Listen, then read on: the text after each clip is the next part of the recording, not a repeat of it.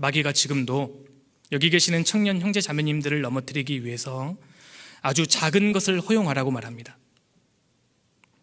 마귀는 우리를 넘어뜨리기 위해서 아주 작은 것, 그리고 그것 하나를 우리가 받아들이면 그것보다 더 강력한 것을 하나씩 제공합니다. 이것이 우리가 받아야 되는 경고 아니겠습니까? 술 한 잔은 괜찮지, 취하지만 않으면 되잖아, 오늘만 괜찮지, 나중에는요 신앙을 포기해. 신앙을 포기하기를 바랍니다. 그래서 마지막 시대에 구원받은 청년 그리스도인들은 처음부터 단호해지지 않으면 안 됩니다. 심리학 용어로 에펠탑 효과라는 것이 있습니다. 프랑스 파리에 에펠탑을 세우려고 계획하자 그 당시에 많은 파리의 시민들과 예술가들이 어마어마하게 반대를 했습니다.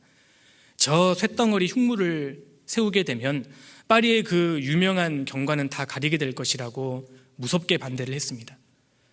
그런데 그 반대를 무릅쓰고 에펠탑이 세워졌고, 그러자 놀라운 일이 벌어진 겁니다.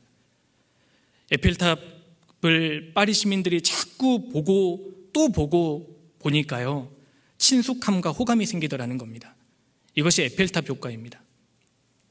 처음에는 무관심하거나 싫어했던 것이 자꾸 반복해서 노출되자 호감도가 증가하는 현상, 이것이 에펠탑 효과입니다.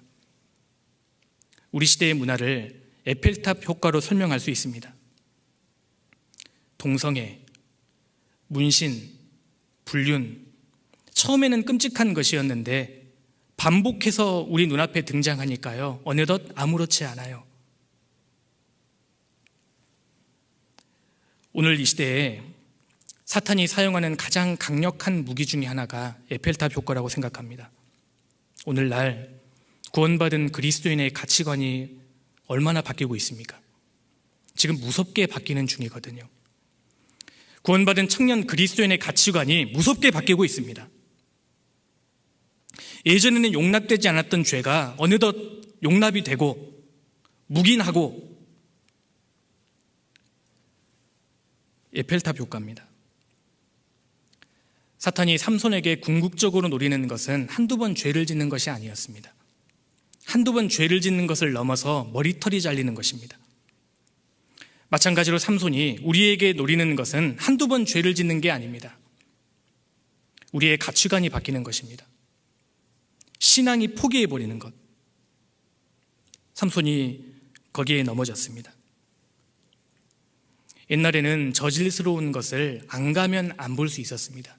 그런데 지금은요, 와이파이를 통해서, 인터넷 선을 통해서 안방까지 보기 싫은 것들이 노출되고 있는 것 아니겠습니까? 스마트폰을 보면 팝업이 자꾸 뜨고 우리의 가치관을 강요합니다. 하나님 보시기에 우리의 영적인 상황이 어떤 상황입니까? 대단히 위험합니다. 지금 대단히 위험합니다. 근신하라 깨어라. 너희 대적 마귀가 우는 사자같이 두루다니며 삼킬 자를 찾나니.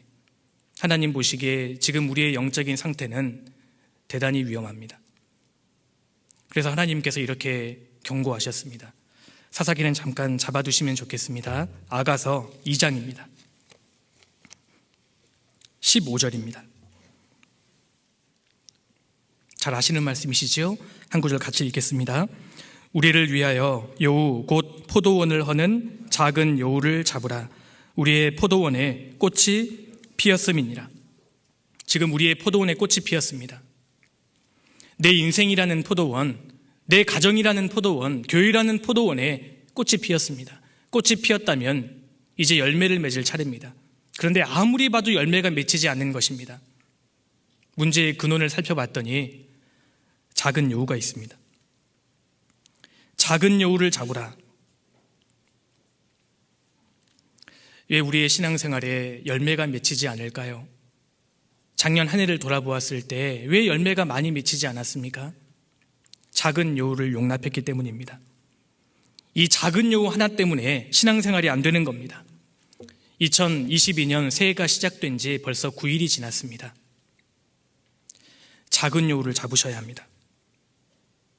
작은 여우를 용납해서는 안 됩니다. 그래야만 주님께서 이 청년의 시기에 우리에게 새로운 마음을 주시고 새롭게 신앙생활을 할 수 있도록 도와주십니다. 작은 여우를 잡는 것은 우리 책임입니다. 마귀는 아주 작은 것, 조금씩 점차 강력한 것으로 우리를 넘어뜨립니다. 지금 우리가 얼마나 위급한 순간에 있는지 모릅니다. 그리고 두 번째로 삼손의 인생을 통해서 우리가 배울 수 있는 또 하나의 사실은 마귀는 성도를 아주 집요하게 유혹한다는 것입니다. 삼손이 아주 작은 것을 용납하기 시작하자 일단 걸려들었다고 생각하니까요, 삼손을 놓지 않아요. 그를 완전히 꺾어버릴 때까지 마귀가 얼마나 집요하게 매달리는지 보십시오. 삼손이 처음부터 드릴라에게 넘어간 것이 절대 아닙니다. 사사기 16장 16절입니다.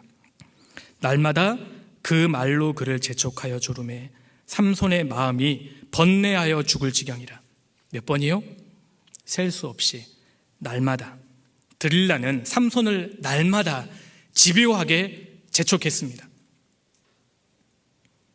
보디발의 아내가 요셉을 날마다 유혹했던 것처럼 지금도 마귀는 청년 성도들을 집요하게 날마다 유혹합니다.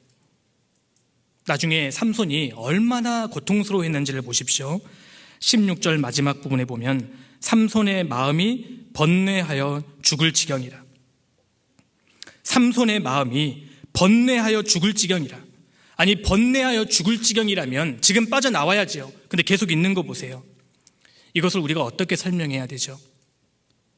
이 삼손의 모습을 우리가 어떻게 이해해야 합니까? 설명 필요 없습니다. 내 모습이잖아요. 우리 모습이잖아요. 드릴라를 가까이 하고 있으면서 번뇌하여 죽을 지경과 같은 상태인 분들이 여기 많이 계실걸요?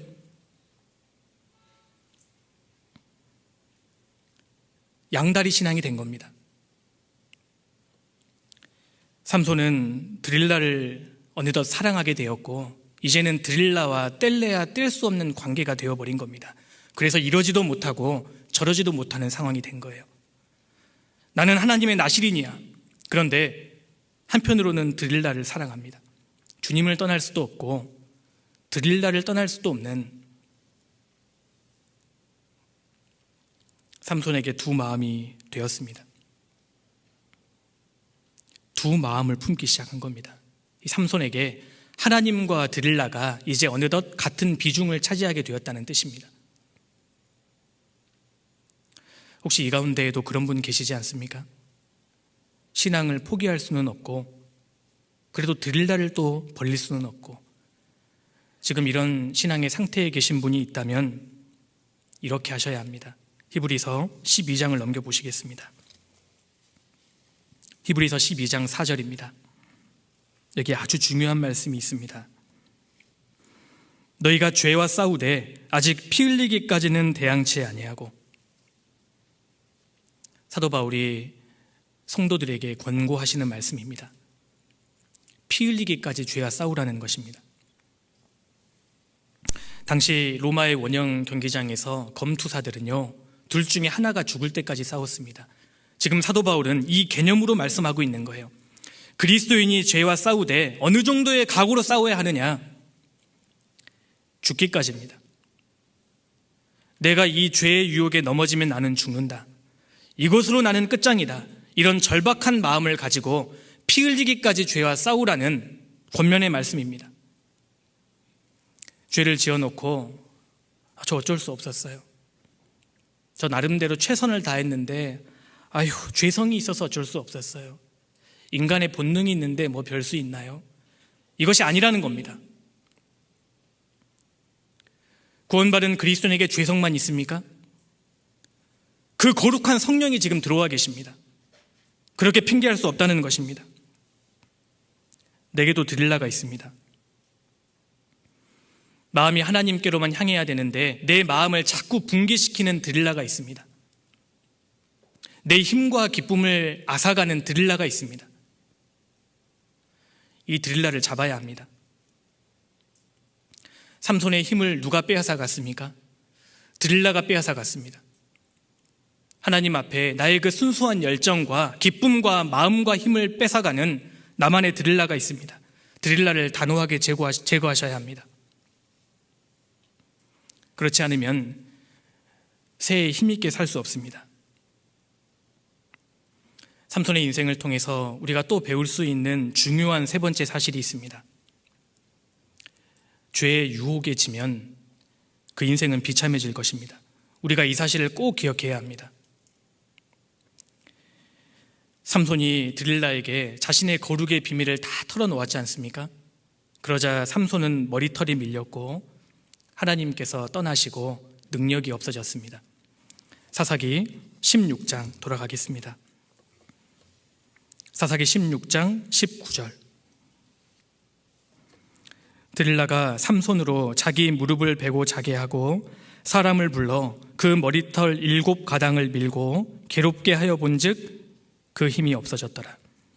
드릴라가 가로되 삼손이여 블레셋 사람이 당신에게 미쳤느니라 하니 삼손이 잠을 깨며 이르기를 내가 전과 같이 나가서 몸을 떨칠지라 하여도 여호와께서 이미 자기를 떠나신 줄을 깨닫지 못하였더라. 삼손이 딥나에 내려가서 이방 여인을 볼 때만 해도 하나님이 참아주셨습니다. 가사에 내려가서 한 기색을 쳐다보았을 때에도 하나님이 기다려주셨습니다. 소렛 골짜기에 내려가서 드릴라 그 무릎을 베고 잠들었을 때까지만 해도 하나님이 기다려주셨습니다.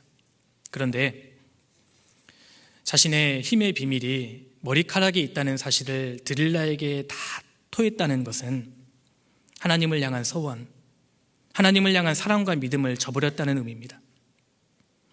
드디어 하나님을 버리고 드릴라를 선택했다는 선포입니다.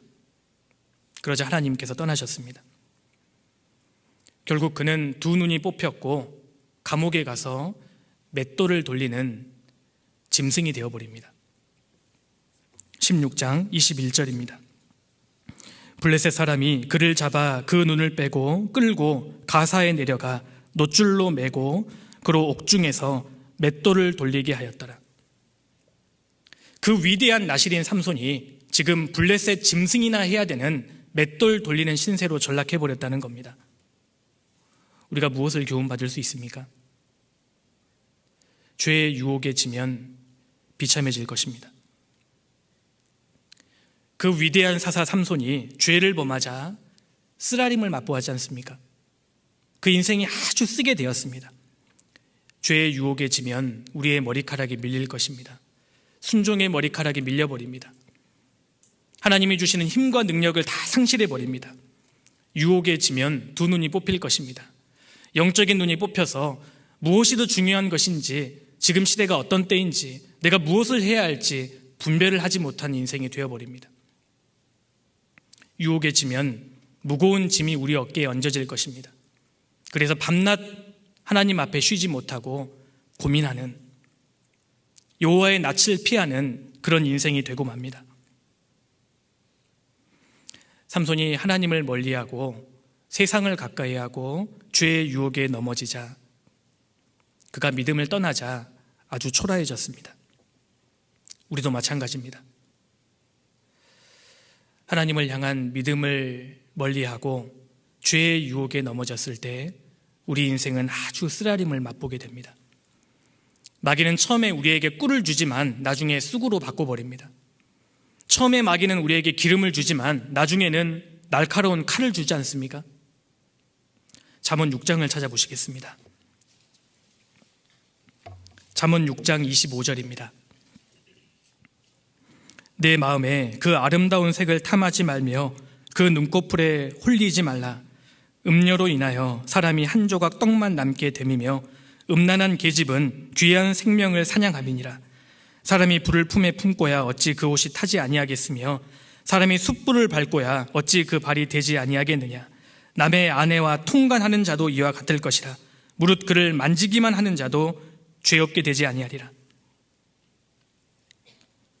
26절에 음료로 인하여 사람이 한 조각 떡만 남게 됨이며, 다른 번역을 보면 한 조각 떡과 같이 된다, 초라한 인생이 된다는 뜻입니다. 하나님의 형상대로 지음받은 그 거룩한 존재가 마귀를 가까이하고 세상 것을 가까이함으로 아주 초라하고 비참한 존재로 전락할 수 있다는 것입니다. 음란한 계집은 귀한 생명을 사냥함이니라. 특히 청년 형제님들 조심하십시오.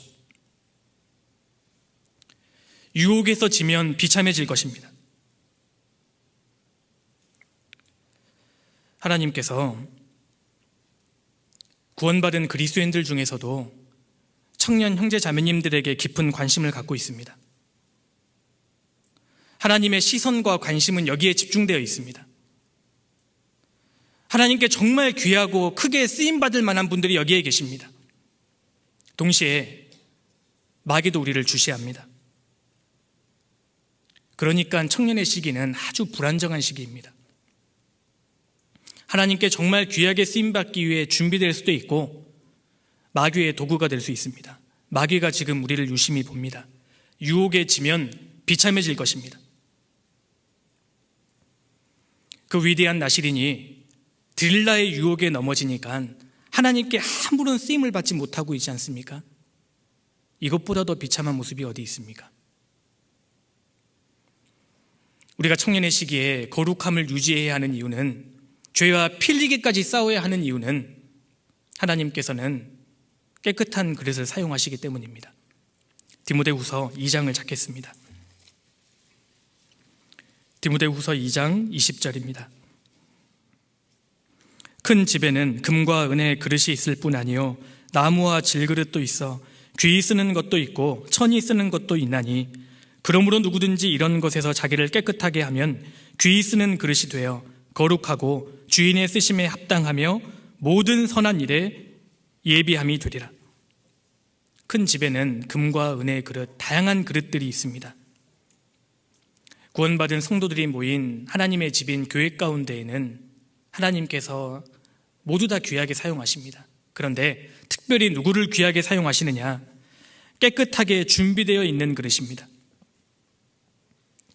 누구든지 이런 것에서 자기를 깨끗하게 하면 거룩하고 주인의 쓰심에 합당하여 모든 선하심의 예비함이 되리라. 우리 형제 자매님들, 주님께 정말 귀하게 쓰임 받기를 원하십니까?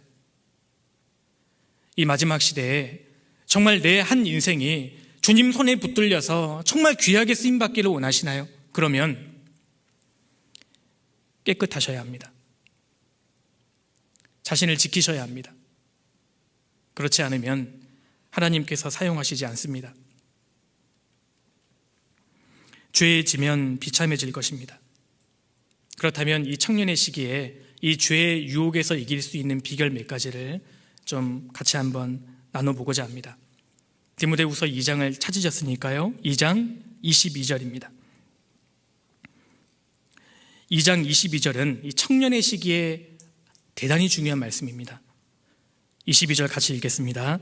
또한 내가 청년의 정욕을 폐하고 주를 깨끗한 마음으로 부르는 자들과 함께 의와 믿음과 사랑과 화평을 좇으라. 청년의 시기에 아주 중요한 말씀입니다.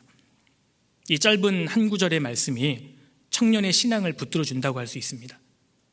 이 말씀에서 강조하고 있는 두 가지는, 먼저는 피하고입니다.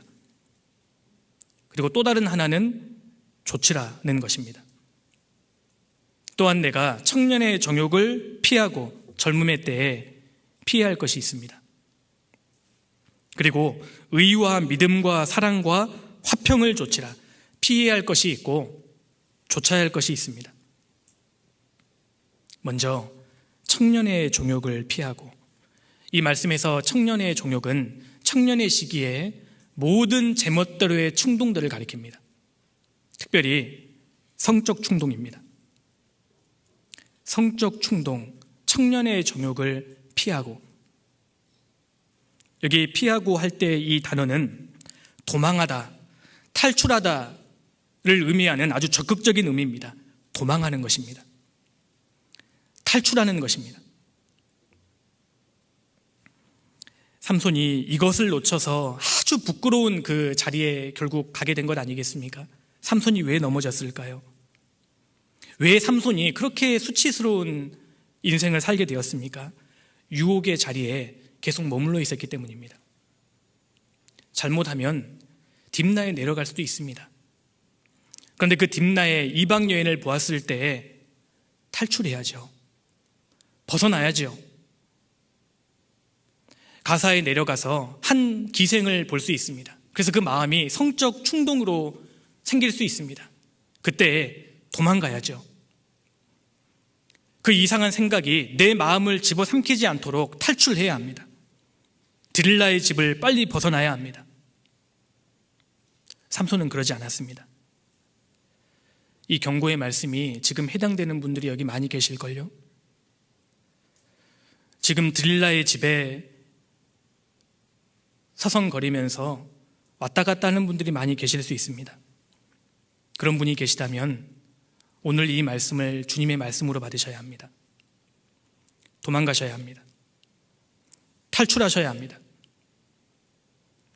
삼손이 이것이 안 돼서 넘어진 대표적인 케이스라면 반대로 이 면에서 우리의 모델이 되는 인물이 요셉입니다. 요셉도 여성의 유혹을 받았죠. 디모데후서를 잠깐 이렇게 표시해 두시고 창세기 39장을 넘겨보시겠습니다. 창세기 39장 7절입니다. 그 후에 그 주인의 처가 요셉에게 눈짓하다가 동침하기를 청하니 10절 여인이 날마다 요셉에게 청하였으나 요셉이 듣지 아니하며 동침하지 아니할 뿐더러 함께 있지도 아니하니라. 이 보디발의 아내가 얼마나 아름다웠겠습니까? 그리고 보디발 집의 안방 마님이었어요. 권력으로 요셉에게 다가왔습니다. 아름다움으로 유혹했습니다. 이때 요셉의 해결책을 보세요. 12절입니다. 그 여인이 그 옷을 잡고 가로되 나와 동침하자. 요셉이 자기 옷을 그 손에 버리고 도망하여 나가매. 청년의 정욕을 피하고 이 말씀에 대한 모범 답안을 요셉이 보여줍니다. 혼비백산에서요, 옷이 벗겨지더라도 도망가는 겁니다. 음란한 자리, 악한 자리에 앉아서 사탄아 물러가라, 사탄아 물러가라 그럴 필요 없습니다. 그 자리를 떠나면 됩니다. 습기가 가득한 어두운 곳에 곰팡이 쓸었다고 불평하지 마십시오. 곰팡이가 문제가 아닙니다. 습기를 제거해야죠.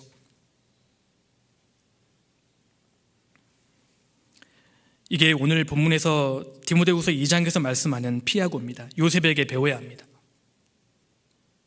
요셉이 보디발의 아내가 유혹하니까요, 아줌마 이리 와보세요. 앉아보세요.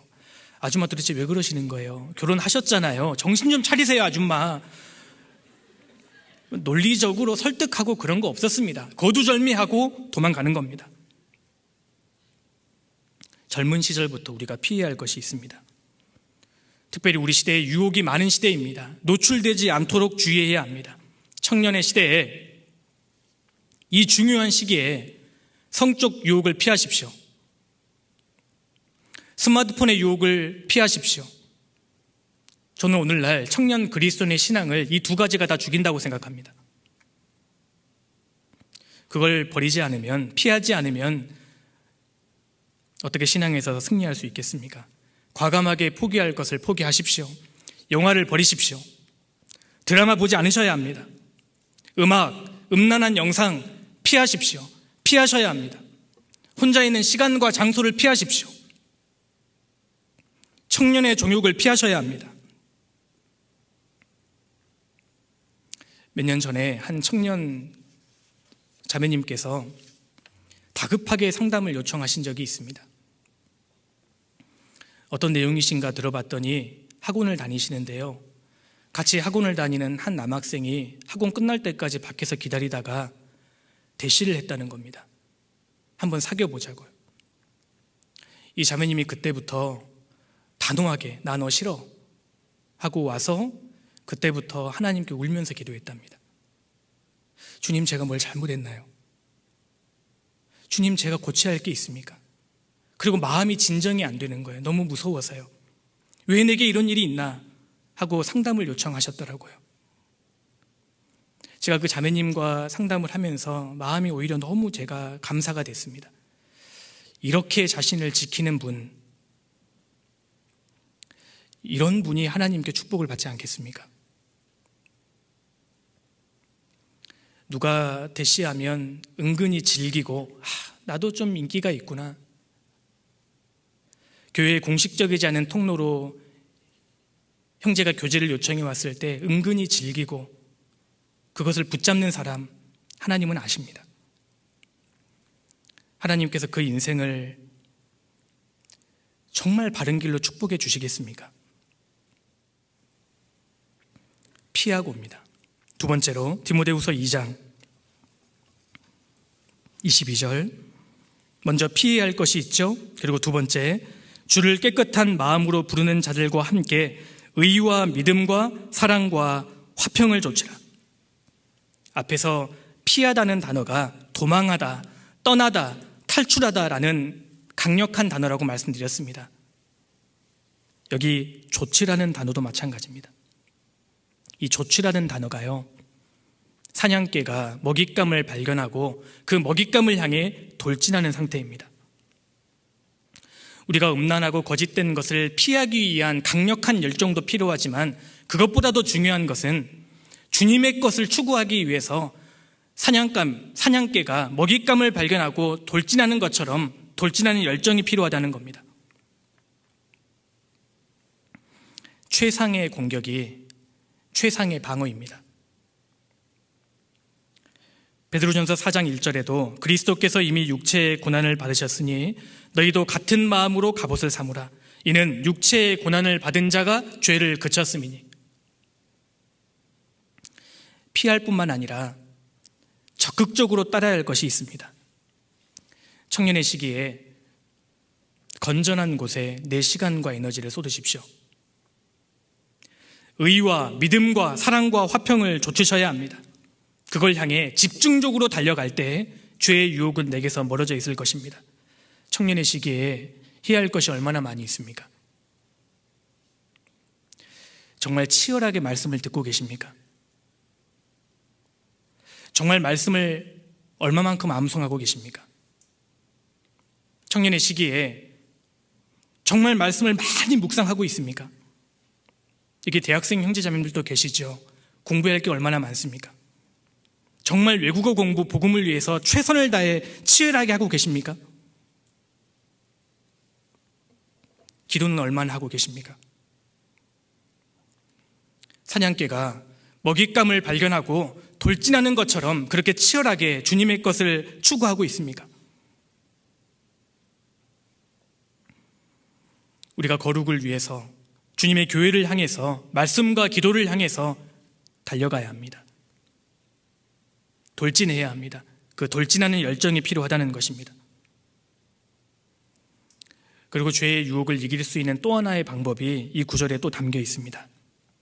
주를 깨끗한 마음으로 부르는 자들과 함께입니다. 청년의 시기에 함께의 정신을 회복하셔야 합니다. 주를 깨끗한 마음으로 부르는 사람들이 있습니다. 그들과 함께입니다. 그리스도인들은 함께의 정신을 회복해야 합니다. 청년의 시기에 나 혼자 신앙생활이 아니지 않습니까? 홀로 있으면 금방 식어버립니다. 함께입니다. 주를 깨끗한 마음으로 부르는 자들과 함께입니다. 주님을 경외하는 자들의 동료가 되셔야 합니다. 주의 법도를 행하는 자들과 친구를 삼으십시오. 우리 형제 자매님들, 청년회에 소속되어 있는 부서가 있으실 겁니다. 토요교제에 참석하고 주일날 교회당에 오는 것을 신앙생활로 생각하시면 안 됩니다.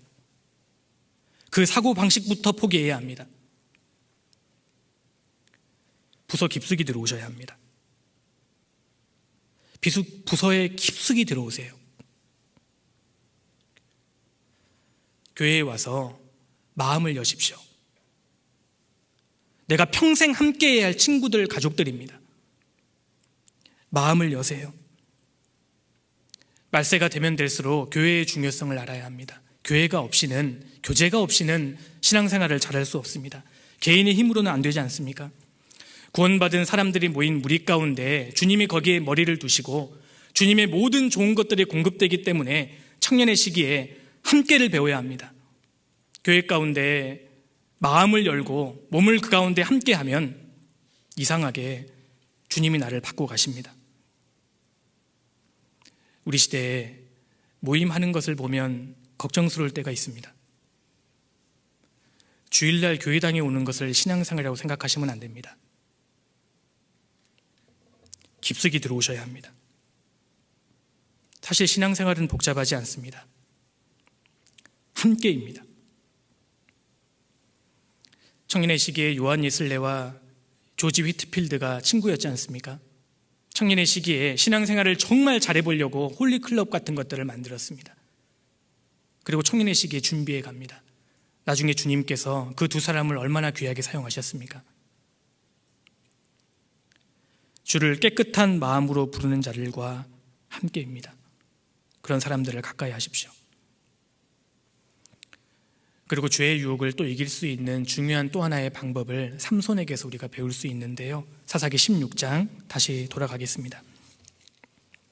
16절입니다. 날마다 그 말로 그를 재촉하여 조름해 삼손의 마음이 번뇌하여 죽을 지경이라. 지금 왜 삼손의 마음이 번뇌하여 죽을 지경에 빠졌습니까? 지금 무엇 때문에 고민하고 있는 것이지요?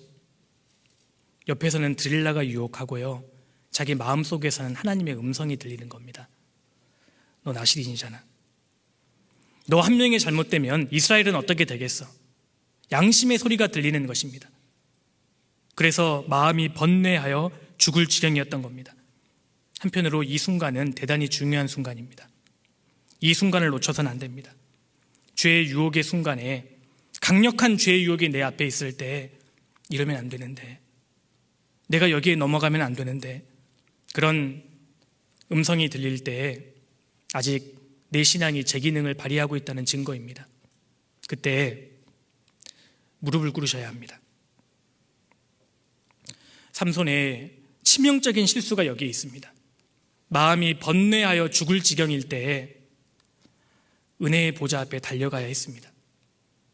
이제라도 무릎을 꿇어야죠. 하나님, 저 좀 살려주세요. 하나님, 제가 죽을 것만 같아요. 제가 지금 벼랑 끝에 서 있습니다. 주님, 저 좀 살려주세요. 그랬다면 주님께서 드릴라 앞에서 안 돼, 그렇게 말할 수 있는 힘과 지혜를 주셨을 거라고 생각합니다. 청년의 시기에 마음에 갈등이 있고 죄의 유혹이 있을 때 이래서는 안 되겠구나 마음이 올라올 때 지체하지 말고 은혜의 보좌 앞에 가야 합니다. 그러면 피하고 이길 수 있습니다. 삼손은 그러지 못해서 결국 넘어졌습니다. 이 순간을 우리가 놓치면 돌이킬 수 없습니다. 믿음이 성장하고 깊어진다는 것은 죄에 대한 유혹이 줄어드는 것을 의미하지 않습니다.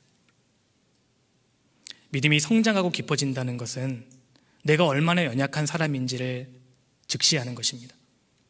그래서 그 유혹 앞에서 바들바들 떨면서 주님을 의지하고 붙잡는 사람, 그 사람이 신앙이 성장한 사람입니다.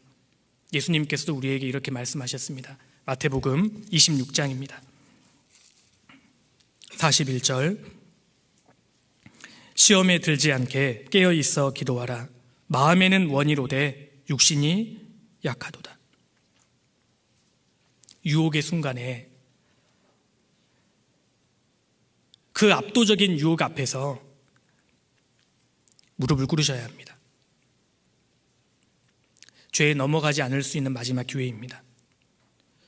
믿음의 주여, 또 온전케 하시는 이인 예수를 바라보자. 나를 온전케 해주시는 예수님을 우리가 붙잡아야 합니다.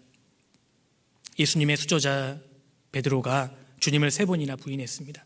그때 베드로가 예수님과 눈이 마주쳤습니다.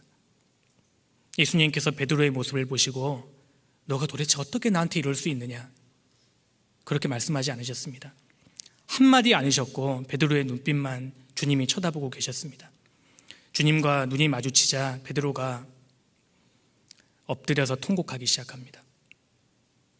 죄의 순간에, 범죄의 순간에 주님과 눈을 마주치십시오.